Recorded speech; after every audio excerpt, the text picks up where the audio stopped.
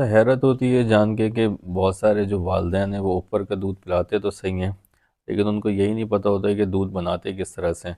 तो अक्सर जो है ना वो दूध की मेजरमेंट को गलत करते हैं, जिसकी वजह से बच्चे की ग्रोथ जो है ना बहुत बुरी तरीके से मुतासर होती है।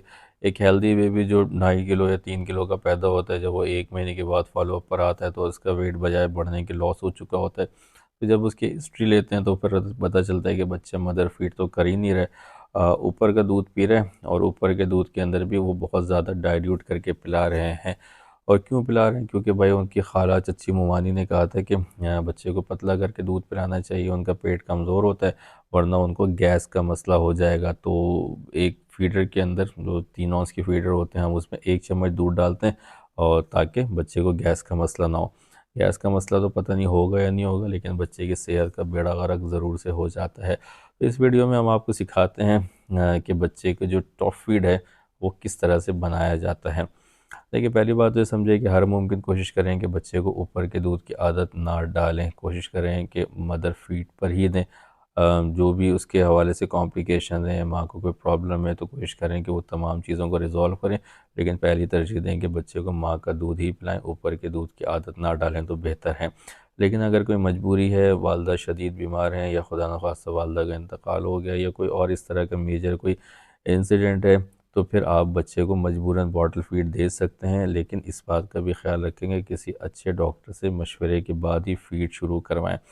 अब फ़ीड बनाने का तरीका क्या होता है? पहले तो कोशिश करें कि आप जो BPA फ्री प्लास्टिक बॉटल होती है वो ले लें, और वो भी ट्रांसपेरेंट लें। ठीक है, ग्लास बॉटल भी ले सकते हैं, लेकिन चूंकि उसमें टूटने का ख़तरा ज़्यादा होता है तो प्लास्टिक की बॉटल जो है वो प्रीफरेबली जो है वो हमारी सोसाइटी में यूज़ होती है। लेकिन उसमें भी इस बात का ख्याल रखें कि आप BPA फ्री, मतलब उसकी बॉटल के ऊपर लिखा होगा BPA फ्री, बिसफिनॉल A फ्री जो बॉटल है वो लें।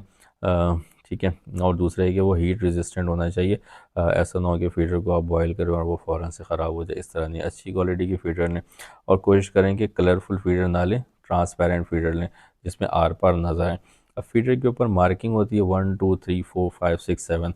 तो अमूमन हमारे पास जितने भी दूध मार्केट में दस्तयाब होते हैं, सबके जो स्कूप का साइज़ है वो ऑलमोस्ट सेम होता है, सिवाय एक ब्रांड के, वो मैं अभी आपको बता दूंगा। तो स्कूप का साइज़ सेम होता है। तो फीडर बनाने का तरीका ये होता है कि अगर आपने 1 औंस पानी लिया है तो इसमें एक स्कूप जो उस दूध से निकला है वो दूध आप डालेंगे।